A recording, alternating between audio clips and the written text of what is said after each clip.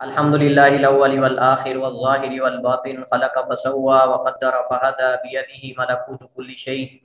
وهو يجير ولا يجار عليه أحمده سبحانه وأشكره وأتوب إليه وأستغفره وأشهد أن لا إله إلا الله وحده لا شريك له وأشهد أن محمدا عبده ورسوله صلوات ربي وسلامه وبركاته عليه وعلى آله وأصحابه ومن سار على نهجه واقتدى بهديه إلى يوم الدين. اما بعد، آج ہمارے پاس جو موضوع ہے وہ ہے باغیوں یا بغات سے متعلقہ احکام اور مسائل. یعنی جو سرکشی کرنے والے گروہ اور جماعتیں ہیں، بغاوت کرنے والی جماعتیں اور گروہ خروج کرنے والی جماعتیں ہیں، ان کے حوالے سے شریعت کا کیا نقطہ نظر ہے. اگرچہ یہ موضوع جو ہے وہ فقہ کے اعتبار سے، یعنی فقہ کے مقابلے میں عقیدے سے زیادہ قریب ہے. یہ موضوع فقہ کے مقابلے میں عقیدے سے زیادہ قریب ہے، لیکن فقہا نے اس موضوع کو فقہ کی کتابوں میں اس مناسبت سے ذکر کیا ہے چونکہ اس کے اندر جیسے نماز کے مسئلے کے اندر بے نمازی کے حکم کے حوالے سے اختلافات موجود ہیں، ایسے ہی ان لوگوں کی تکفیر اور عدم تکفیر اور اسی طرح جو ہے وہ ان سے متعلق کچھ فقہی احکام اور مسائل جو ہیں، جیسا کہ اس کے بعد خلافت اور امارت اور امامت کا مسئلہ ہے، وہ بھی زیادہ تر عقیدے سے متعلق ہے اور یہ مسئلہ بھی زیادہ تر عقیدے سے متعلق ہے. لیکن چونکہ اس سے فقہی مسئلہ تعلق رکھتا ہے اور وہ ان لوگوں کے حکم کے حوالے سے ہے، تو اس وجہ سے اس کو فقہ کی کتابوں میں بھی ذکر کیا جاتا ہے. البتہ علماء جو ہیں وہ خوارج اور اس طرح کے جو فرقے ہیں ان کے اعتقادات، نظریات اور ان کی نشانیاں، علامات اور اسی طرح ان کے موجودہ دور میں جو مطلب معروف فرقے ہیں ان کی طرف اشارہ کرتے ہیں عقیدے کی کتابوں میں. تو سب سے پہلے ہمارے پاس بغات کی تعریف ہے، اور اس باغیوں، اصل میں باغیوں لفظ اردو میں ہے لیکن جمع اس کی بغات ہے، یعنی عربی میں باغیوں کو بغات کہتے ہیں. تو یہ جو بغات ہے، باغی، باغن عربی میں مفرد ہے، اسم فاعل، بغا یبغی بغین، بغا یبغی بغین سے اسم فاعل باغن ہے اور اس کی جمع بغات ہے. تو مراد باغی کا معنی ہم کہتے ہیں فلاں آدمی باغی ہو گیا، مطلب حکم سے نکل گیا یا اس مسئلے سے نکل گیا یا مخالفت کرنے لگ گیا. ہمارے یہاں بھی لفظ یہ مستعمل ہے باغی ہونا، مثلا سرکش ہو جانا، حکم سے نکل جانا، اطاعت سے نکل جانا، فرمانبرداری سے نکل جانا.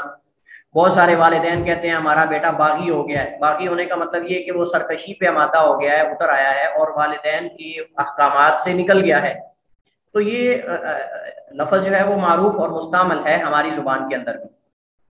بہرحال اسی سے ہے مراد سرکشی، ظلم، زیادتی کرنا، فساد برپا کرنا،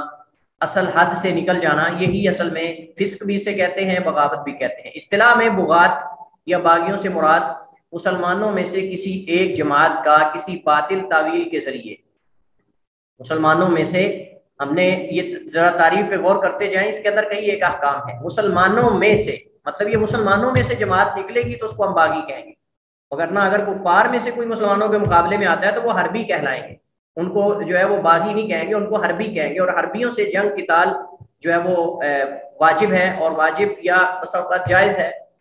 مسلمانوں کی دفاعی پوزیشن کے حوالے سے اس کا حکم جو ہے وہ اس کا اطلاق ہوگا. تو بہرحال اگر کفار میں سے کوئی مسلمانوں کے خلاف جہاد کرتا ہے تو اس کو حربی کہیں گے، اور اگر مسلمانوں میں سے کوئی مسلمانوں کے خلاف نکلتا ہے یا خلیفہ کے خلاف یا حاکم وقت کے خلاف تو اس کو باغی کہیں گے.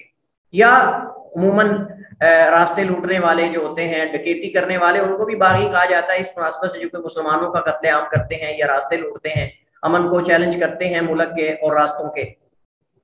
تو مسلمانوں میں سے کسی ایک جماعت کا کسی باطل تعویل کے ذریعے، یقیناً ان کے پاس کوئی نہ کوئی تعویل ہوتی ہے، قوت و اسلحہ کے بل بوتے پر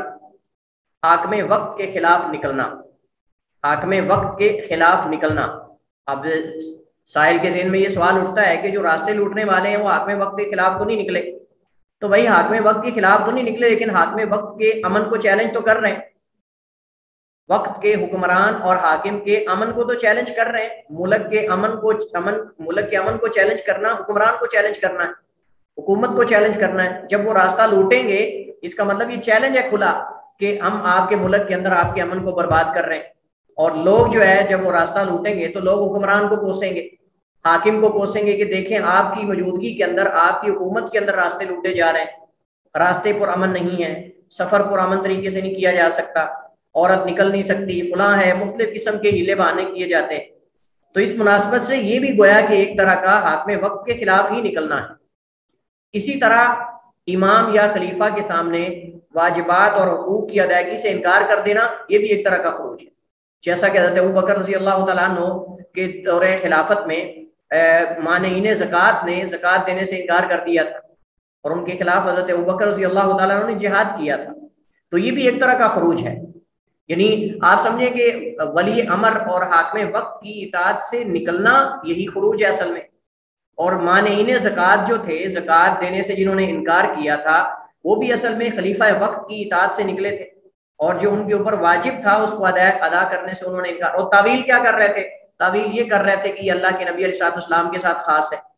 یا یہ زکوٰۃ دینا تو نبی علیہ السلام کی زندگی تک تھا، اب خلیفہ کو زکوٰۃ نہیں دی جائے گی، مطلب اس طرح کی وہ تعویل کر رہے تھے۔ زکوٰۃ کے وجوب کا انکار نہیں کرتے تھے، وہ زکوٰۃ کے وجوب کو مانتے تھے، اس کے معترف تھے اور قائل تھے، لیکن وہ یہ کہتے تھے کہ چونکہ یہ زکوٰۃ دینا جو ہے وہ خود من اموالہم صدقۃ تطہرہم، اس آیت سے استدلال کرتے کہ اللہ تعالیٰ نے نبی علیہ السلام کو مخاطب کر کے کہا ہے کہ اے نبی آپ ان کے اموال میں سے، مالوں میں سے صدقہ لیں اور ان کو پاک کریں۔ تو یہ اللہ کے نبی کے ساتھ خاص تھا، زکوٰۃ کے وجوب کے قائل تھے لیکن ادائیگی کے قائل نہیں تھے۔ اس وجہ سے علماء نے اختلاف کیا کہ اگر کوئی بندہ زکوٰۃ کے وجوب کا قائل ہے لیکن ادا نہیں کرتا، کیا وہ کافر ہوگا یا نہیں ہوگا؟ اور اسی وجہ سے جن لوگوں نے کہا کہ جو وجوب کا قائل ہو لیکن ادا نہ کرے وہ بھی کافر ہے، انہوں نے استدلال حضرت ابوبکر رضی اللہ تعالیٰ عنہ کی قتال سے کیا ہے کہ ابوبکر رضی اللہ تعالیٰ عنہ کا ان کے خلاف قتال کرنا وہ اسی وجہ سے تھا چونکہ وہ کافر ہو گئے، اور انہوں نے کہا تھا کہ جو فرق کرتا ہے نماز اور زکوٰۃ میں اس کے خلاف جہاد کروں گا۔ اور بعض علماء نے کہا کہ نہیں، ابوبکر رضی اللہ تعالیٰ عنہ کہ جب ان کے خلاف لڑائی کا موقع آیا تو بعض صحابہ کرام کا تردد کا شکار ہونا یہ بھی اس بات کی دلیل ہے کہ ان کے خلاف جو جہاد ہوا تھا یہ ان کی بغاوت کی وجہ سے تھا، نہ کہ ان کے کفر کی وجہ سے تھا۔ اور یہی سیم مسئلہ جو ہے وہ خوارج کے بارے میں ہے، جیسا کہ آگے ہم اس کے بارے میں انشاءاللہ اس کی طرف اشارہ کریں گے۔ باقی دو طرح کے ہیں، جیسے میں نے اشارہ کیا ہے، یا خوارج ہیں یا راستے لوٹنے والے۔ خوارج سے مراد وہ لوگ ہیں جو در حقیقت امیر المومنین حضرت علی بن ابی طالب کی جماعت میں سے تھے، یہ آغاز میں خروج سے قبل حضرت علی کے لشکر میں تھے، ان کی صف میں کھڑے ہوئے تھے حضرت معاویہ کے مد مقابل، لیکن مسئلہ تحکیم کی وجہ سے ان کے خلاف ہو گئے۔ مسئلہ تحکیم کیا ہے؟ مسئلہ تحکیم یہ کہ جب حضرت معاویہ اور حضرت علی رضی اللہ تعالی عنہما یہ حضرت ابو موسیٰ عشری اور حضرت عمر بن عاص کے فیصلے پر راضی ہو گئے کہ ایک بندہ تم منتخب کرو، ایک بندہ میں منتخب کرتا ہوں، جس فیصلے پر یہ دونوں پہنچ جائیں گے وہ فیصلہ ہم دونوں کو منظور ہوگا اور اس پہ ہم اتفاق کر لیں گے۔ اب جب انہوں نے دونوں طرف سے ایک ثالثی اور فیصلہ کرنے والا فیصل مقرر کیا تو اس وقت ان خارجیوں نے جھنڈا لے کر اپنا علیحدہ نکل گیا اور انہوں نے نعرہ لگا دیا ان الحکم الا للہ، ان الحکم الا للہ، یہ انہوں نے نعرہ لگا دیا اور کہا کہ حکم صرف اللہ کا چلے گا، بندے بندوں پر فیصلہ نہیں کر سکتے، بندے بندوں کے بارے میں حاکم نہیں بن سکتے۔ تو اس وقت پھر حضرت علی رضی اللہ تعالیٰ عنہ نے ان کے اس جو نعرہ تھا اس پر ایک بڑا تاریخی جملہ بولا تھا، انہوں نے کہا تھا کلمۃ حق ارید بہا الباطل، کلمۃ حق ارید بہا الباطل۔ یہ ایک ایسا جملہ اور ایسا کلمہ ادا کر رہے ہیں جو کلمہ بات تو ٹھیک ہے لیکن اس سے مراد جو لے رہے ہیں وہ مراد ان کی باطل۔ اب وہ اسے مراد یہ لے رہے تھے کہ بندہ بندوں کا فیصلے نہیں کر سکتا، فیصلہ صرف اللہ کا ہی ہوگا۔ تو اس وجہ سے عبداللہ بن عباس رضی اللہ تعالیٰ عنہما نے جب ان سے جا کے مناظرہ کیا تھا اور بہت سارے کئی ہزار واپس آ گئے تھے، انہوں نے یہ دلیل دی تھی، انہوں نے کہا کہ اگر بندوں کا بندوں سے فیصلہ کروانا کفر ہے، جیسے تم ہمیں کافر قرار دے رہے ہو، ہمارے خلاف خروج کر رہے ہو، تو پھر اللہ تعالیٰ نے قرآن کریم کے اندر کہا ہے کہ ایک حاکم جو ہے وہ عورت کی طرف سے منتخب کرو اور ایک حاکم مرد کی طرف سے، فَبَعْثُوا حَكَمًا مِنْ أَهْلِهِ وَحَكَمًا مِنْ أَهْلِهَا، فَبَعْثُوا حَكَمًا مِنْ أَهْلِهِ وَحَكَمًا مِنْ أَهْلِهَا، کہ ایک ثالثی جو ہے وہ اس مرد کے شوہر کے اہل خانہ میں سے منتخب کرو اور ایک عورت کے اہل خانہ اور قریبیوں میں سے، اور وہ ایک جگہ بیٹھ جائیں اور جو فیصلہ کریں گے، نتیجہ اخذ کریں گے، وہ اپلائی ہوگا، اس کو لاگو کیا جائے گا۔ تو یہاں بھی تو پھر اس کا مطلب یہ ہے کہ جو میاں بیوی کی طرف سے حاکم مقرر کیا جاتا ہے ثالثی، وہ کافر ہیں جو یہ کام کرواتے ہیں۔ تو جب انہوں نے یہ دلیل دی اور بھی کچھ دلائل دیے، اس وقت بہت سارے ان میں سے جو ہے وہ واپس آ گئے تھے حق کی طرف، لوٹ آئے تھے ان کے مناظرے کی وجہ سے۔ تو اس کا مطلب یہ ہے کہ یہ لوگ بات تو صحیح کریں گے لیکن اس بات کی مراد جو لیتے ہیں وہ مراد غلط ہے، جیسے کہ آگے انشاءاللہ میں تفصیل کے ساتھ ان کی نشانیاں اور علامات بھی چند ایک آپ کے سامنے ذکر کروں گا، اگرچہ یہ موضوع عقیدے کا ہے لیکن بطور فائدہ کے ان خوارج کی وہ علامات جو احادیث کے اندر بیان ہوئی ہیں وہ انشاءاللہ آگے انشاءاللہ ان کو ذکر کریں گے۔ تو اصل میں یہ لوگ جو ہے یہ حضرت علی کی جماعت میں تھے، رضی اللہ تعالیٰ عنہ کی صف میں تھے جب جنگ صفین ہوئی، جنگ صفین کے اندر، اور جنگ صفین کے اندر آپ کو پتا ہے حضرت معاویہ حضرت علی کے درمیان یہ اختلاف ہوا تھا۔ تو جب انہوں نے ثالثی بنا دیا ابو موسیٰ اشعری رضی اللہ تعالیٰ عنہ عمر بن عاص کو، تو ان لوگوں نے دونوں جماعتوں کو کافر کہہ دیا اور دونوں کے خلاف انہوں نے خروج کیا۔ تو اور اس کے بعد ان سمیت تمام مسلمانوں کی تکفیر کی، یعنی مسئلہ تحکیم کے بعد، اور ان کے خون اور مال کو حلال سمجھا، مسلمان عورتوں اور بچوں کو لونڈیاں اور غلام بنایا، جہاں کوئی ہاتھ لگتا اس کو پکڑ لیتے، اس کو غلام بنا لیتے، لونڈیاں بنا لیتے، مرد ہوتا تو قتل کر دیتے، خون بہاتے، کیونکہ یہ سب ان کی نظر میں کافر ٹھہرے۔ تو چونکہ سارے صحابہ کرام نعوذ باللہ ان کے ہاں کافر تھے، اس وجہ سے انہوں نے جو بھی سامنے آتا اس کو قتل کر دیتے تھے، اور عورتیں اور بچوں ان کو لونڈیاں اور غلام بنا لیتے۔ اکثر علماء کے ہاں خوارج باغی ہیں، کافر نہیں۔ اکثر علماء کے ہاں خوارج باغی ہیں، کافر نہیں ہیں۔ بعض علماء حدیث نے، یعنی حدیث سے شغف رکھنے والوں نے احادیث کے ظاہر کو دیکھ کر وہ جو حدیث ہے یمرقون من الدین کما یمرق السهم من الرمیہ، یمرقون من الدین کما یمرق السهم من الرمیہ والی حدیث، اس طرح کی حدیث سے استدلال کرتے ہوئے انہوں نے کہا کہ یہ کافر ہے۔ لیکن دیگر علماء نے تمام روایات کو جمع کر کے فقہا نے یہ فیصلہ کیا کہ یہ باغی ہیں لیکن ہر باغی کافر نہیں ہوتا۔ اور انہوں نے دلیل یہ تھی کہ حضرت علی رضی اللہ تعالیٰ عنہ نے ان کو جا کر باقاعدہ جب ان سے مناظرہ کیا تھا، حضرت علی نے کہا تھا ہماری مسجدیں تمہارے لیے کھلی ہیں اور تم آؤ ہمارے پیچھے نمازیں پڑھو، ہم تمہارے پیچھے پڑھتے ہیں، تم ہمارا ذبیحہ کھاؤ، ہم تمہارا ذبیحہ کھاتے ہیں۔ اور انہوں نے کہا تھا حضرت علی رضی اللہ تعالیٰ عنہ سے، جیسے حافظ ابن عبد البر رحمہ اللہ تعالیٰ نے یہ ذکر کیا ہے کہ جب حضرت علی سے پوچھا گیا کہ کیا وہ خوارج کافر ہیں، تو انہوں نے کہا کہ من الکفر فروا، کفر سے تو بھاگے ہیں وہ۔ حضرت علی نے فرمایا من الکفر فروا، کہ کفر سے تو بھاگے ہیں وہ، کہ انہوں نے جو تحکیم کا مسئلہ رد کیا ہے، حکمین کا، دونوں ثالثیوں کا جو فیصلہ رد کیا ہے اور اس پہ راضی نہیں ہوئے، للحکم الا للہ کا نعرہ لگایا ہے، کفر سے بچنے کے لیے تو انہوں نے کیا ہے۔ حضرت علی نے فرمایا من الکفر ففروا، کفر سے تو بھاگے ہیں وہ، اگر پھر بھی کافر ہیں تو پھر ان کو بھاگنے کا کیا فائدہ۔ اس کا مطلب یہ ہے کہ وہ باغی ہیں لیکن کافر نہیں ہے، اور یہی راجح موقف ہے۔ تو لہٰذا خوارج کے خلاف جو اللہ کے نبی علیہ السلام نے جہاد کا حکم دیا ہے، انہیں قتل کرنے کا حکم دیا ہے، انہیں جہنم کے کتے قرار دیا ہے، مختلف قسم کے حدیث میں الفاظ سخت سے سخت وارد ہوئے ہیں، یہ ان کے گنونے عمل کی وجہ سے ہیں کہ ان کا عمل اتنا گندا ہوگا، کبھی ہوگا کہ مسلمانوں کے خونوں کو حلال کر لیں گے، اور ایک مسلمان کے خون کو حلال کرنا یہ تو بہت، مسلمان کی حرمت بیت اللہ سے بھی زیادہ ہے، مسلمان کی حرمت تو بیت اللہ سے بھی زیادہ ہے، جائے اس کا خون بہا دیا جائے۔ تو اس مناسبت سے ان کے بارے میں سخت وعید وارد ہوئی ہے، کیونکہ اگر ان کو زندہ چھوڑ دیا جائے تو مسلمانوں کا قتل عام کرتے رہیں گے اور کفار کو چھوڑتے رہیں گے، جیسے کہ آگے انشاءاللہ اس حوالے سے احادیث آئیں گی۔ تو لہٰذا راجح قول کے مطابق خوارج باغی ہیں، کافر نہیں ہیں۔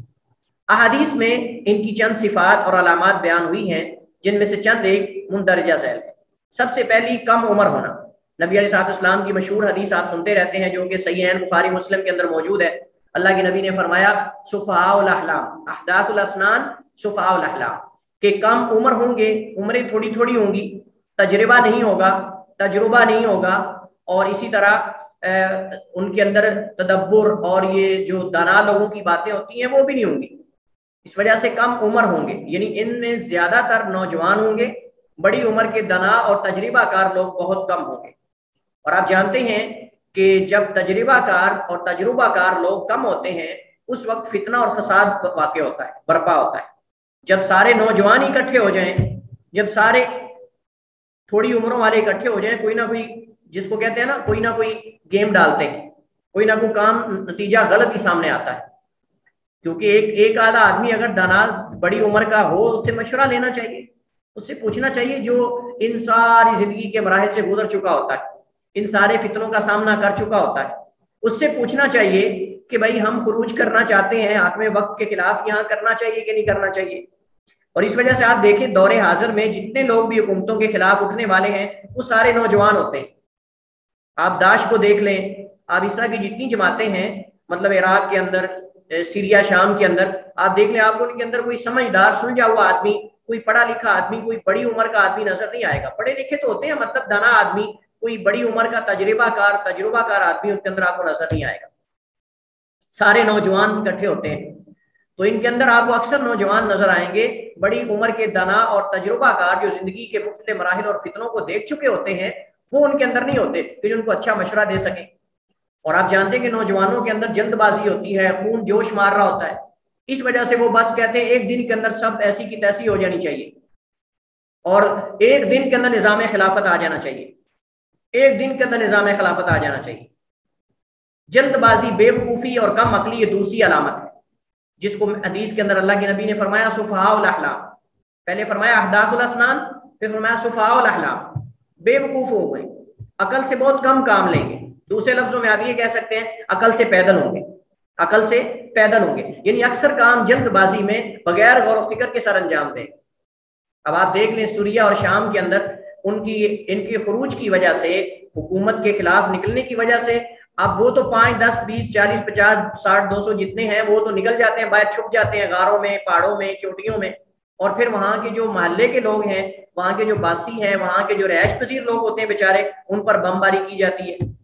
خود چھپ جاتے ہیں اور ان کو چھیڑ کر، اور حکومت کے جو مطلب کہ امن کے ادارے ہیں ان کو، اور خود چھپ جاتے ہیں، اور پیچھے اہل محلہ اور اس آبادی اور اس محلے اور اس دیہات کے لوگوں کی بیچاروں کی آ جاتی ہے، وہ ان پر آ کے جو ہے وہ حملے کرتے ہیں اور ان پر بم گراتے ہیں، اور ان کو بے رحمی سے جو ہے وہ قتل کیا جاتا ہے، قتل عام کیا جاتا ہے۔ تو جلد بازی جو ہے یہ تو جیسے ایک مقولہ مشہور ہے العجلۃ من الشیطان، کہ جلد بازی جو ہے یہ شیطان میں سے ہے، اور ہمارے ہاں اردو میں بھی یہ بولا جاتا ہے جلد کام شیطانی کا یا خرابی کا، مختلف جملے بولے جاتے ہیں۔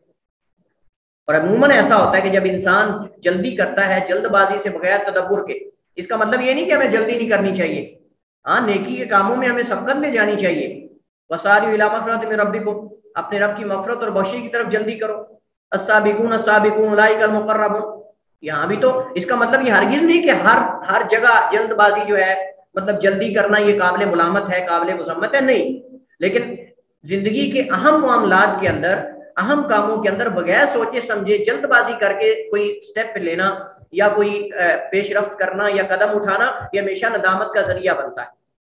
اس وجہ سے احادیث کے اندر مشورہ کرنے کا حکم دیا گیا ہے، احادیث کے اندر مشورہ دینے کا حکم دیا گیا ہے، احادیث کے اندر استخارے کا حکم دیا گیا ہے۔ یہ سارے کام کیوں ان کی تعلیمات دی گئی ہیں؟ تاکہ آدمی جلد بازی میں کوئی غلط سٹیپ نہ لے لے، کوئی غلط قدم نہ اٹھا لے، بعد میں اس کو ندامت اور افسوس کا مظاہرہ کرنا پڑے۔ جتنے لوگ ہمارے اندر دیکھیں آپ معاشرے کے اندر، کوئی بھی کام جلد بازی میں کرتے ہیں، اس کا نتیجہ ان کو بعد میں دیکھنا پڑتا ہے۔ اگر شادی کرتے ہیں، شادی کے معاملے میں اگر تھوڑی دنیا دیکھ لی، اچھا عہدہ دیکھ لیا، اچھی پوسٹ دیکھ لی لڑکے کی، جلد بازی کر دی، جلدی جلدی 2 4 دنوں میں کر دو، اور وہی اگلے مہینے طلاق واقع ہو جاتی ہے۔ وہ جو نبی کریم علیہ السلام نے جو رشتے کی تعلیمات بتائی ہیں، رشتہ کرنے کی، شادی اور یہ ساری چیزیں کرنے کی، ان کو ہم نظر انداز کر دیتے ہیں، بس کسی بندے کی دولت، اس کی پوسٹ، اس کے عہدہ دیکھ کر ہم اندھے ہو جاتے ہیں، اور اس کے بعد پھر جو اس لڑکی بیچاری کو برداشت کرنا پڑتا ہے، اور آگے پھر اس کی اولاد کو جو برداشت کرنا پڑتا ہے، وہ پھر بعد میں انسان کو احساس ہوتا ہے کہ میں نے یہ کیا کیا ہے۔ اس کی وجہ یہ ہے کہ ہم جلد بازی سے کام لیتے ہیں، اور جس میدان کے اندر بھی ہم جلد بازی سے کام لیں گے اس میں ہمیں ندامت اور پشیمانی اور افسردگی کا مظاہرہ کرنا پڑے گا اور سامنا کرنا پڑے گا۔ یہ لوگ خرابی کیوں کرتے ہیں؟ کیونکہ جلد بازی کا مظاہرہ کرتے ہیں۔ اور تیسری چیز جو ان کے اندر موجود ہے، اور یہ آپ کو اکثر ایسے لوگوں کے اندر نظر آئے گی، وہ غرور اور خود پسندی ہے۔ غرور اور خود پسندی ان کے اندر بہت ہے، تکبر، غرور، خود پسندی کے بس ہم ہیں اور کوئی نہیں، ہماری نمازیں ہیں، ہمارے روزے ہی اصل روزے ہیں، ہماری داڑیاں ہی اصل داڑیاں ہیں، ہمارا حلیہ، ہماری شکل و صورت یہ سب اصل ہے، اور ہماری ہی جماعت ہے، اور ہمارا ہی فرقہ حق پر ہے، یہ یعنی اس کو کہتے ہیں خود پسندی۔ میرا کام ہی ایک نمبر ہے، ہماری عبادت ہی اصل ہے، باقی تو سارے نماز پڑھنی نہیں آتی ہے ان کو،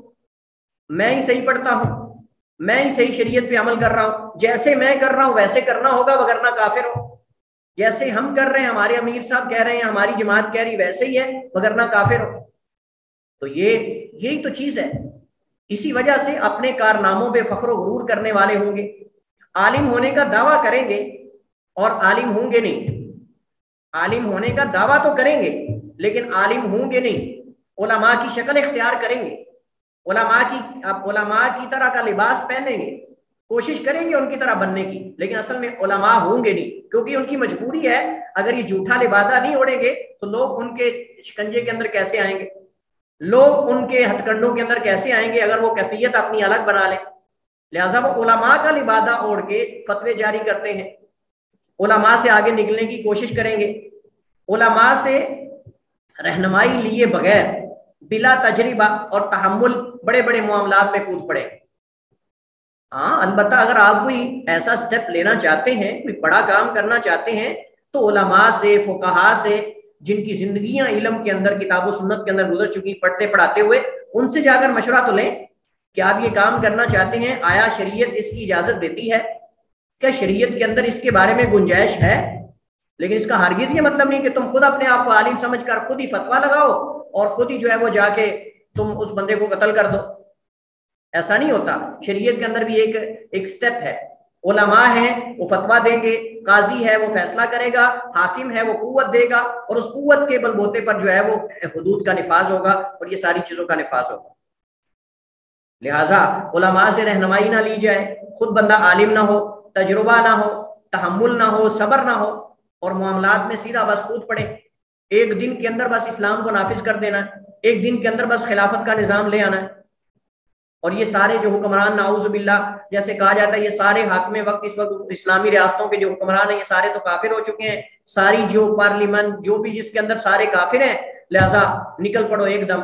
نظام خلافت لے کے آؤ۔ یہ فکر ہے جو مولانا مودودی نے اور جو سید قطب وغیرہ نے دی ہے امت کے نوجوانوں کو۔ حضرت انس بن مالک، یہ میری بات نہیں ہے، یہ حدیث میں اللہ کے نبی علیہ السلام کی حدیث ہے، سنیے۔ حضرت انس رضی اللہ تعالیٰ عنہ سے روایت ہے، قال فرماتے ہیں ذکر علی، میرے سامنے یہ ذکر کیا گیا، یعنی کسی اور صحابی نے ان کو بتایا، ان رسول اللہ صلی اللہ علیہ وسلم قال، کہ بے شک رسول کریم علیہ السلام نے فرمایا، ولم اسمع منہ، لیکن میں نے اللہ کے نبی سے نہیں سنا، لیکن مجھے کسی اور نے بیان کیا ہے۔ اور آپ جانتے ہیں کہ صحابہ کرام جو ہے وہ جب ان کو کوئی یہ کہہ دیتا کہ اللہ کے نبی نے یہ فرمایا تو اس پہ یقین کرتے تھے۔ اس دور کے اندر سچ اور امانت داری جھوٹ اور خیانت پر غالب تھے، سچ اور امانت داری جھوٹ اور خیانت اور دھوکے پر غالب تھے، اس وجہ سے وہ یہ نہیں پوچھا کرتے تھے کہ تمہیں کس نے بیان کیا۔ جب کسی صحابی نے کہہ دیا قال رسول اللہ تو اس پر کہتے تھے سمعنا واطعنا، لیکن اس کے بعد فلما رکب الناس الصعب والذلول، حضرت عبداللہ بن عباس فرماتے ہیں جیسا کہ امام مسلم نے مقدمہ صحیح مسلم کے اندر نقل کیا ہے کہ جب لوگوں نے ہر کمزور اور طاقتور سواری پہ سوار ہونا شروع کر دیا اور جو ہے وہ ہرا اور خشک سب کو مکس کر دیا، تو اس وقت ہم نے پوچھنا شروع کر دیا کہ اب بتاؤ تمہیں کس نے بیان کیا ہے۔ اس وجہ سے ابن سیرین رحمہ اللہ تعالی، محمد بن سیرین جو تابعی ہیں، وہ فرماتے ہیں لم یکونوا یسالون عن الاسناد، لم یکونوا یسالون عن الاسناد فلما وقعت الفتنة قالوا سموا لنا رجالک، کہ یہ سوال نہیں کیا کرتے تھے کہ تمہیں کس نے بیان کیا، حدثنا اخبرنا، کہ آپ کو کس نے بیان کیا۔ فلما وقعت الفتنہ، جب حضرت عثمان کی شہادت ہوئی اس وقت پھر جھوٹ کی وجہ سے ان کی شہادت ہوئی تھی، لوگوں نے جھوٹا خط بنا کر ان کی طرف منسوب کر دیا اور کہا کہ حضرت عثمان نے محمد بن ابو بکر کے قتل کا حکم دیا، فلاں کے فلاں کے فلاں کے بڑے بڑے جو لوگ تھے ان کے نام لکھ کر حضرت عثمان بن عفان کی طرف منسوب کر دیا اور کہا کہ امیر المومنین نے کہا ان کو قتل کر دو، اور ان کو جا کے بتایا کہ تمہارے تو قتل کی سازش ہو چکی ہے، حالانکہ امیر المومنین کو پتہ ہی نہیں تھا کہ کون ہے، تو جھوٹا خط لکھ کر ان کی طرف منسوب کر دیا گیا۔ اس کی وجہ سے یہ فتنہ ہوا حضرت عثمان کی شہادت کا۔ تو ابن سیرین رحمۃ اللہ علیہ فرماتے ہیں فلما وقعت الفتنہ قالوا سموا لنا رجالکم، کہ جب فتنہ واقع ہو گیا حضرت عثمان کی شہادت کا تو پھر انہوں نے کہا کہ ہمیں بیان کرو، تمہیں کس نے بیان کیا، وہ بیان کرے اسے کس نے بیان کیا، وہ بیان کرے اسے کس نے بیان کیا، حدثنا اخبرنا، ہمیں بیان کرو حدثنا اخبرنا کے ساتھ کہ تمہیں کس نے بیان کیا۔ اس وجہ سے امام زہری رحمہ اللہ تعالی جب شام میں گئے تو دیکھا کچھ لوگ اللہ کے نبی کی حدیث بیان کر رہے ہیں. ایک بندہ اٹھتا ہے کہتا ہے قال رسول اللہ، دوسرا اٹھتا ہے قال رسول اللہ، تیسرا اٹھتا ہے قال رسول اللہ. تو امام زہری غصے میں آ گئے، فرماتے تمہیں ہوش ہے؟ تم کیا بیان کر رہے ہو؟ تم اللہ کے نبی کی حدیث بیان کر رہے ہو اور تم کہہ رہے ہو قال رسول اللہ قال رسول اللہ. بیان کرو تم نے کس سے سنا ہے، اس نے کس سے سنا ہے، حوالہ بیان کرو، حدثنا اخبرنا کے ساتھ بیان کرو. امام قتادہ رحمہ اللہ تعالیٰ جو حضرت انس بن مالک کے شاگرد خاص ہیں، جب وہ حدیث بیان کرتے تھے تو ان کے شاگرد باقاعدہ ان سے پوچھا کرتے تھے کہ ہمیں سند بیان کرو. کبھی کبھی وہ اسی طرح بیان کر دیتے، کبھی کبھی سند کے بغیر، تو وہ روک لیتے تھے ان کو کہ ہمیں سند کے ساتھ بیان کرو. حالانکہ اس وقت ابھی تک سند لازم نہیں تھی، اس وقت ابھی تک سند جو ہے وہ لازم نہیں تھی. بہرحال تو حضرت انس فرماتے ہیں مجھے بیان کیا گیا کہ اللہ کے نبی نے فرمایا، لیکن میں نے سنا نہیں کہ اللہ کے نبی نے فرمایا ان فیکم قوما، تم میں ایک ایسی قوم ظاہر ہوگی، یعبدون، وہ اللہ کی عبادت کرنے والے ہوں گی، ویدعبون، اور دیندار ہوں گے، عبادت بڑی کریں گے، دیندار ہوں گے، حتی یعجب بہم الناس، لوگ ان کی عبادت پہ رشک کریں گے اور تعجب کریں گے، حیرانگی کا اظہار کریں گے. آگے فرمایا وَتُعْجِبَهُمْ نُفُوسُهُمْ، اور خود پسند ہوں گے،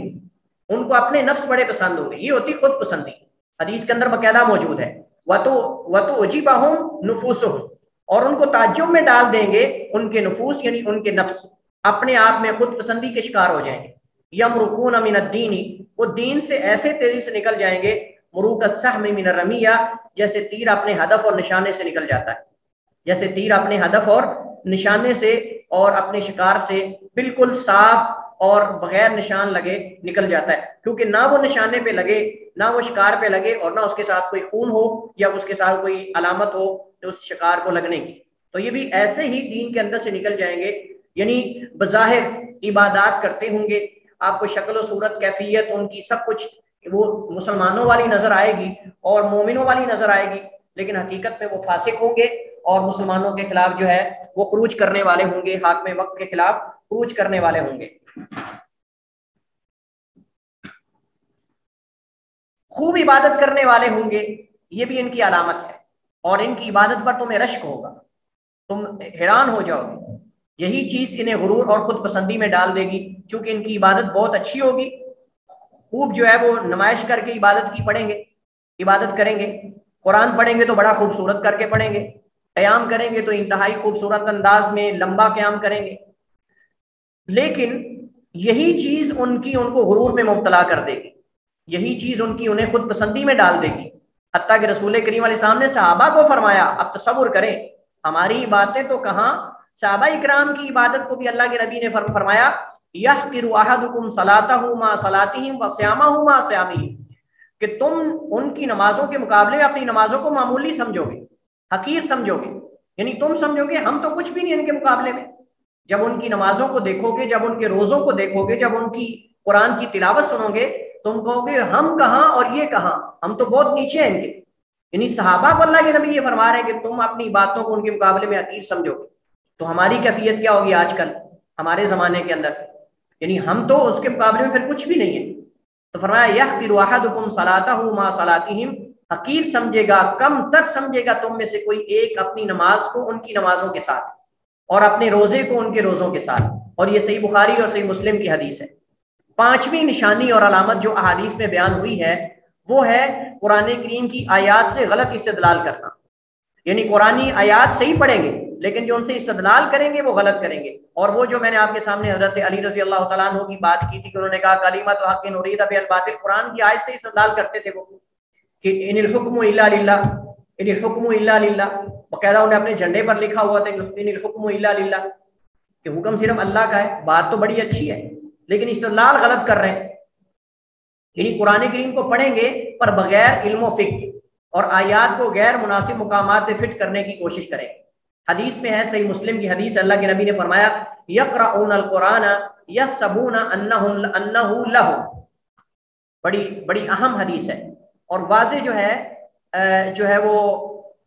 آپ دیکھیں اس کے اندر واضح ثبوت موجود ہے. فرمایا یقرؤون القرآن، قرآن کو پڑھیں گے، یحسبون،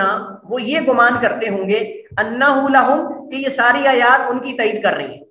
یہ ساری آیات ان کی ہی تائید کر رہی ہیں. وَهُوَ عَلَيْهِمْ حالانکہ وہ قرآن ان کے خلاف ہوگا، حالانکہ وہ قرآن ان کی تردید کر رہا ہوگا، ان کے خلاف ہوگا. لا تجاوزوا صلاتهم تراقیہم ان کی نمازیں ان کے حلقوں سے نیچے نہیں اتریں گی، ان کی نمازیں ان کے حلقوں سے نیچے تک نہیں جائیں گی. مطلب نماز تو پڑھیں گے لیکن جو اللہ تعالیٰ نے قرآن کریم میں فرمایا ان الصلاۃ تنہی عن الفحشاء والمنکر کہ بے شک نماز جو بے حیائی اور فحشی سے روکتی ہے یہ ان کے اوپر اثر نہیں کرے گی. نماز قتل سے بھی روکتی ہے، نماز ہر قسم کے برے کام سے روکتی ہے. اس کا مطلب جس قدر انسان نماز کو سمجھ کر پڑھے گا اس قدر نماز اس پہ اثر انداز ہوگی. لیکن جو انسان صرف نمائش کے طور پہ اور صرف عادت سمجھ کر نماز کو پڑھے گا، عبادت سمجھ کر نہیں پڑھے گا، وہ نماز اس کو برائی سے نہیں روکے گی، وہ نماز اس کو برائی سے نہیں روکے گی. اس وجہ سے یقرؤون القرآن وہ قرآن کو پڑھیں گے، یحسبون انہ لہم وہ سمجھ رہے ہوں گے کہ یہ قرآن ان کی تائید کر رہا ہے، ان کے بارے میں ان کی تائید میں اترا ہے. وہو علیہم حالانکہ وہ ان کے خلاف ہوگا. لا تجاوزوا صلاتهم تراقیہم نہیں تجاوز کرے گی ان کی نمازیں یا ان کی نماز ان کے حلقوں سے. چھٹی نشانی اور علامت اچھی باتیں کریں گے، یعنی مجادلانہ اور مناظرانہ انداز اختیار کریں گے، بڑا ادبی انداز ہوگا. ادیب جیسے ہوتا ہے نا بہت بڑا دنیا کا کوئی، مشکل عبارتیں پیچیدہ عبارتیں، جیسے ہم نے جو ہے وہ الہات کے اندر پڑھا کہ مجادلانہ انداز، منطقی عبارتیں، جڑی ہوئی عبارتیں، ادبی عبارتیں، اور ایسی اصطلاحات لے کر آئیں گے کہ جو جیسے کہا گیا نا، نہ تم نے سنی ہوگی نہ تمہارے آباء و اجداد نے سنی ہوگی. شریعت کے مطابق فیصلہ کرنے کی بات کریں گے، خلافت لانے کی بات کریں گے، خلافت کی بات کریں گے، خلافت آنی چاہیے، خلافت آنی چاہیے، جمہوریت نہیں ہونی چاہیے، فلاں نہیں ہونا چاہیے، یہ نہیں ہونا چاہیے، اور ایک دن کے اندر ہی ہو جانا چاہیے. اس طرح کی باتیں کریں گے. ان الحکم الا للہ. اب یہ مطلب کہ اچھی بات ہے، ہم کہیں گے جو بندہ یہ کہتا ہے الحکم الا للہ اچھی بات ہے بھائی، اس میں ہم آپ کے ساتھ ہیں، لیکن مراد تمہاری جو اس سے لے رہے ہو وہ قطعاً بھی اس سے مراد نہیں. لیکن ان کے کام اس کے برعکس ہوں گے. باتیں اچھی ہوں گی لیکن کام اس کے برعکس ہوں گے. کفار کو چھوڑ کر مسلمانوں کا قتل عام کریں گے. حدیث میں حضرت ابو سعید خدری سے روایت ہے رضی اللہ تعالیٰ، حضرت انس دونوں روایت کرتے ہیں عن ابی سعید الخدری و انس بن مالک رضی اللہ عنہما عن رسول اللہ صلی اللہ علیہ وسلم قال سیکون فی امتی اختلاف و فرقہ. اللہ کے نبی نے فرمایا ان قریب قرب قیامت میری امت میں اختلاف بھی ہوگا اور تفرقہ بازی بھی ہوگی. فرقتن میں نا فرقے بھی ہوں گے، تفرقہ بازی میں بٹ جائیں گے، لوگ جدا جدا ہو جائیں گے. قوم ایسی قوم ظاہر ہوگی یحسنون القیل بات اچھی کرنا جانتے ہوں گے، یحسنون القیل بات اچھی طرح کرنا جانتے ہوں گے، ویسیئون الفعل لیکن فعل ان کے برے ہوں گے، ان کی عادات بری ہوں گی. باتیں اچھی کریں گے لیکن افعال ان کے، کرتوت ان کے وہ برے ہوں گے. یہ سنن نبی داؤد کی حدیث ہے اور حدیث صحیح ہے. ساتواں مسلمانوں کی تکفیر اور ان کا قتل عام کریں گے. مسلمانوں کی تکفیر اور ان کا قتل عام کریں گے. تکفیر کا مسئلہ انتہائی حساس مسئلہ ہے. تکفیر کا موضوع انتہائی حساس موضوع ہے. کسی مسلمان کلمہ گو کی تکفیر کرنا اس کی کوئی شروط ہے. تکفیر دو طرح کی ہے، تکفیر مطلق ہوتی ہے، تکفیر معین ہوتی ہے. تکفیر مطلق کے اندر تو ہم یہ کہہ سکتے ہیں قبروں کا طواف کرنا شرک ہے، غیر اللہ سے مدد مانگنا شرک ہے، فلاں کام کرنا شرک ہے. اس طرح غیر اللہ کے قوانین کا نفاذ کرنا، جو وضعی قوانین ہیں، جو کفار کے بنائے ہوئے قوانین ہیں ان کا نفاذ کرنا، یہ کفر ہے. لیکن کیا ہر یہ کام کرنے والا کافر ہے؟ یہ بات مان لے نظر، یہ بات مان لے نظر. یعنی قبروں کا طواف کرنا شرک ہے، ٹھیک ہے ہم آپ کے ساتھ ہیں، غیر اللہ سے مانگنا شرک ہے، لیکن کیا ہر قبر کا طواف کرنے والا مشرک ہے؟ نہیں، یہ قاعدہ ہر جگہ فٹ نہیں ہوگا. اسی طرح غیر اسلامی قوانین کا نفاذ کرنا تو کفر ہے، ان کو لاگو کرنا، اپلائی کرنا تو کفر ہے، لیکن کیا ہر اپلائی کرنے والا کافر ہے؟ یہ مسئلہ مد نظر. اس وجہ سے کام کفریہ ہو سکتا ہے لیکن اس کام کو کرنے والا ہر بندہ کافر نہیں ہوتا. یہ بات ذہن میں رکھیں. ہو سکتا ہے اس بیچارے کو پتہ ہی نہ ہو، وہ جاہل ہو. اور آپ جانتے ہیں مسئلہ جو ہے وہ العذر بالجہل کا مسئلہ معروف ہے. العذر بالجہل کا مسئلہ قرآن کریم میں اس کی اصل موجود ہے. وما كنا معذبین حتی نبعث رسولا، وما كنا معذبین حتی نبعث رسولا. ہم اس وقت تک کسی کو عذاب دینے والے نہیں جب تک ہم ان میں رسول نہ مبعوث کرتے. اور رسول کے آنے کا مقصد ہر ایک تک حق پہنچ جانا ہے، ہر ایک تک حقیقت واضح ہو جانا ہے. اور ہمارے معاشرے کے اندر ایسے لوگ موجود ہیں جن کو حق بتانے والا ہی کوئی نہیں، ان کو باطل ہی حق بنا کے پیش کیا جاتا ہے، ان کو باطل بتانے والا کوئی نہیں کہ آپ کا یہ کام غلط ہے. ہمارے معاشرے کے اندر ان کو غلط بھی صحیح کر کے بتایا جاتا ہے کہ تم یہ صحیح کر رہے ہو، ان کو وہاں جا کے کوئی صحیح بتانے والا نہیں ہوتا۔ ایک بندے کو حق کا پتہ ہی نہیں، وہ باطل کو ہی حق سمجھ رہا ہے، اس کو کسی نے بتایا ہی نہیں ہے، تو اس بندے پہ آپ کفر کا فتویٰ لگائیں گے؟ اس بندے کی آپ تکفیر کر کے بم مار کے اڑا دیں گے جب تک اس کو آپ نے بتایا ہی نہیں حق کیا ہے؟ تو یہ تو ظلم ہے۔ کتنے ہمارے معاشرے کے اندر، ہم اگر عجم کی بات کر رہے ہیں، ہم عرب کی بات کریں تو عرب کو جو عام بنیادی دین کے مسائل ان کا پتہ نہیں، کتنے ایسے جاہل ہیں جو، میں خود ایک پہلے بھی شاید آپ کو بتا چکا ہوں کہ میں خود ایک دفعہ ٹی وی چینل، مصر کا ٹی وی چینل دیکھ رہا تھا، وہاں وہ ایک اینکر جو ہے وہ گیا، وہاں ایک صحافی تھا، وہ بازار کے اندر گیا، اس نے کہا محمد کون ہے، احمد کون ہے، ہمارے نبی کا نام کیا ہے؟ اللہ جانتا ہے، آپ حیران ہو جائیں گے، مصر کے اندر میں نے وہ بڑی عمر سیدھا لوگوں کے انٹرویو سنے، ان کو پتہ نہیں نبی کا نام کیا ہے، آپ حیران ہو جائیں گے، حالانکہ وہ عرب ہیں اور ان کو پتہ نہیں نبی کریم محمد صلی اللہ علیہ وسلم کا نام محمد ہے یا احمد ہے۔ بعض لوگوں کو محمد کا پتہ ہے، احمد کا پتہ نہیں۔ اب دیکھیں یہ بنیادی دین کے مسائل میں سے، لیکن ہم ان کی تکفیر کرنا شروع کرتے ہیں، ہر ایک پر قاعدہ۔ ٹھیک ہے، علماء نے قواعد بنائے ہیں، علماء نے جو نواقض اسلام اور نواقض ایمان ہے وہ بتائے ہیں، لیکن کیا ہر بندے پر وہ اپلائی ہوں گے؟ ہر معاشرے پر، ہر علاقے پر، یا ہر طرح کے لوگوں پر اپلائی ہوں گے؟ یہی مسئلہ ہے۔ ان سے پوچھا کہ سورہ فاتحہ کیا ہوتی ہے؟ کام کفریہ ہو سکتا ہے، کام شرکیہ ہو سکتا ہے، لیکن اس کام کے کرنے والا ہر بندہ کافر یا مشرک نہیں ہوتا، اس کی کوئی شروط ہے۔ آپ اشارہ کر کے نہیں کہہ سکتے فلاں نامی آدمی مشرک ہے، فلاں نامی آدمی کافر ہے، جب تک اس کی شروط پوری نہ ہو۔ تکفیر مطلق اور تکفیر معین، اس کی کوئی شروط ہے، اور اس کی طرف ہم کئی دفعہ پہلے اشارہ کر چکے ہیں، لہٰذا اس وقت مزید اس پہ بحث کرنے کی ہمیں ضرورت نہیں ہے۔ اور یہ موضوع عقیدے کا ہے، جب انشاءاللہ عقیدے میں اگر اس موضوع کو پڑھیں گے تو انشاءاللہ وہاں تفصیل سے یہ چیزیں آپ کے سامنے ذکر کی جائیں گی۔ بہرحال ان کی بنیادی جو میں آپ کو اگر آپ جاننا چاہتے ہیں ٹو دی پوائنٹ خوارج کون ہے، تو دو چیزیں ذہن میں رکھیں، ایک تکفیر اور اس کے ساتھ مسلمانوں کا قتل عام، اور دوسرا ان کے زیادہ موضوع بحث وہ حکومتیں ہوتی ہیں، یعنی ان کو زیادہ جو الرجی ہے نا وہ حکومتوں سے، ہمیشہ حکومتوں سے، جو اسلامی ممالک کی جو حکومتیں ہیں ان کو ان سے ہوتی ہے، کافروں کی حکومتوں سے نہیں ہوتی، یہ بات ذہن میں رکھیں۔ یہی جو اللہ کے نبی نے فرمایا صلی اللہ علیہ وسلم نے، آگے میں حدیث ذکر کر رہا ہوں، یقتلون اہل الاسلام ویدعون اہل الاوثان، اہل اسلام کو قتل کریں گے لیکن بتوں کی پوجا کرنے والے، غیر اللہ کی پوجا کرنے والوں کو چھوڑ دیں گے۔ ان کو اسلامی حکومتوں سے مسئلہ ہے، ان کو کفار سے مسئلہ نہیں ہے۔ ہمیشہ آپ رکھیں گے، ہر صدی، ہر دور کے اندر خوارج کا یہ مسئلہ رہا ہے، ان کی ٹکر حکومت سے رہی ہے، حاکم وقت سے رہی ہے، حکومتوں سے رہی ہے، اور وہ بھی اسلامی حکومتوں سے، کفار کی حکومتوں سے ان کو کوئی سروکار نہیں، وہ جو مرضی کرتے پھریں۔ ان کو مسلمانوں سے مسئلہ چڑ ہے، کیونکہ نظام خلافت چاہتے ہیں، خود جو مرضی کریں لیکن یہ نظام خلافت چاہتے ہیں۔ وہی بات جو کلمۃ حق نرید بها الباطل، اگر آپ خارجی جاننا چاہتے ہیں، اس کی دو بنیادی علامتیں ہیں، ایک تو حکومتوں کی بات کرے گا، خلافت کی بات کرے گا، خلافت آ جانی چاہیے، ٹھیک ہے، خلافت کی بات کرنا غلط نہیں، لیکن یہ کہنا کہ یہ سارے کافر ہیں، جو بھی اس وقت حکمران ہیں یہ سارے نعوذ باللہ کافر ہیں، اور ہماری اسمبلیوں کے اندر جو لوگ موجود ہیں اور یہ ساری چیزیں، یہ سارے کافر، ایک لائن پہ ان کو لگا کر کہنا کہ نہیں خلافت کا نظام آنا چاہیے، ان کو ایک دن میں ایسے کر دینا چاہیے، وہ کر دینا چاہیے، اور اسی طرح جو ہے وہ مسلمان ان کی تکفیریں عام کرنا اور پھر ان کے خلاف مطلب ان کو قتل کرنا۔ ضروری نہیں کہ ان کے اندر قتل بھی ہو، لیکن یہ چیزیں بنیادی ہیں، حدیث کے اندر موجود ہیں۔ یقتلون اہل الاسلام، اہل اسلام کو بم سے اڑا دیں گے،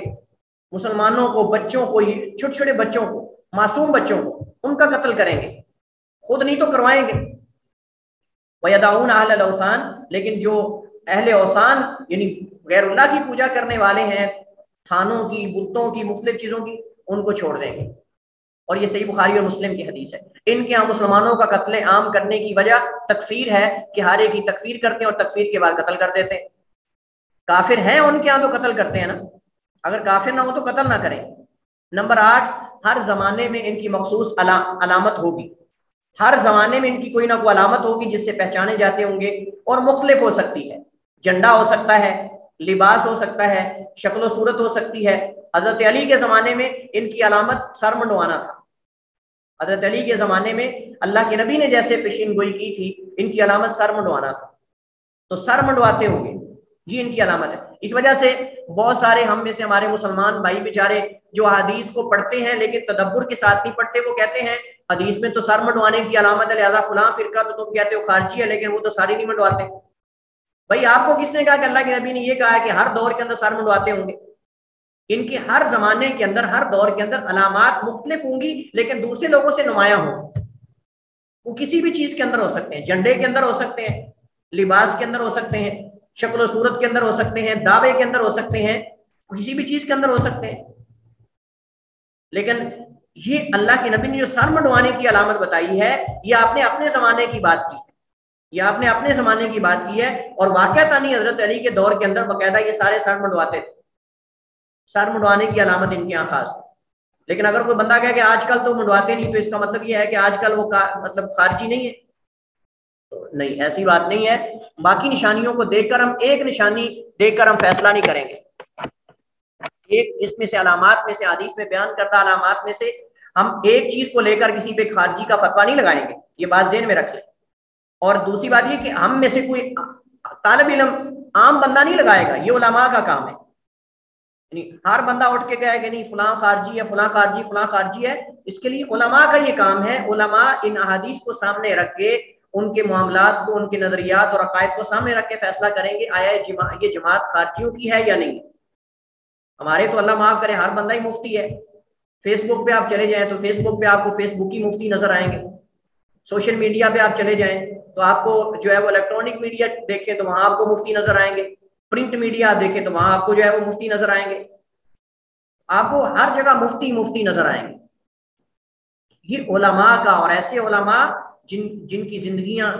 کتاب و سنت کو پڑھتے پڑھاتے اور تدبر کرتے اور فکر کرتے گزر چکی، یہ وہ فیصلہ کریں گے۔ جلد بازی میں فیصلہ نہیں ہوگا کسی بندے کے بارے میں۔ کسی بندے کے اگر اندر اس طرح کی کوئی ایک علامت ہے، اس کا مطلب یہ نہیں کہ وہ خارجی ہے، اور نہ ہم یہ فیصلہ کر سکتے ہیں۔ چلیے خیر، یہ کچھ علامات تھی، اور بھی بہت ساری علامات ہیں، لیکن اختصار کے ساتھ ان کو ذکر کرنے کی میں نے کوشش کی ہے۔ دوسرا ہمارے ہاں جو ہم نے وہاں لکھا تھا گروہ جو باغیوں میں آتا ہے، وہ راستے لوٹنے والے، اور ان سے مراد ڈکیتی کرنے والے، مسلمانوں میں خوف و ہراس پھیلانے والے، اسلحے کے بلبوتے پر یا مطلب ان کو ڈرا کر دھمکا کر راستوں کو لوٹنے والے۔ اور اس کو ہم پڑھ چکے ہیں حرابہ کی حد کے اندر، حد حرابہ کے اندر، جب ہم نے حدود کا مسئلہ پڑھا تھا، حدود سے متعلق احکام و مسائل، تو وہاں تفصیل کے ساتھ ہم نے جو قرآن کریم کی آیت کی روشنی میں انما جزاء الذین یحاربون اللہ ورسولہ یسعون فی الارض فسادا ان یقتلوا او یصلبوا، اس آیت کے اندر ہم نے تفصیل کے ساتھ اس کی مختلف صورتیں بھی پڑھی تھی، اور حرابہ کیا ہے، اور حرابے کے اندر کون کون سی چیزیں آتی ہیں، بینک لوٹنا، گاڑیاں لوٹنا، راستے لوٹنا، یہ ساری چیزیں اس کے اندر آتی ہیں، مسلمانوں میں خوف و ہراس پھیلانا اسلحے کے بلبوتے پر، یا جس طرح بھی یہ ساری چیزیں اس کے اندر آتی ہیں، اور اس کو حرابہ کہتے ہیں عربی زبان میں، اور یہ بہت بڑا جرم ہے، اور اس وجہ اس کی سزا بھی کڑی رکھی گئی، ان یقتلوا، ان کو بری طرح قتل کر دیا جائے، او یصلبوا، بری طرح سولی دی جائے، او تقطع ایدیہم وارجلہم من خلاف، یا ان کے ہاتھ پاؤں مخالف سمت سے کاٹ دیے جائیں، او ينفوا من الارض، یا ان کو جلا وطن کر دیا جائے۔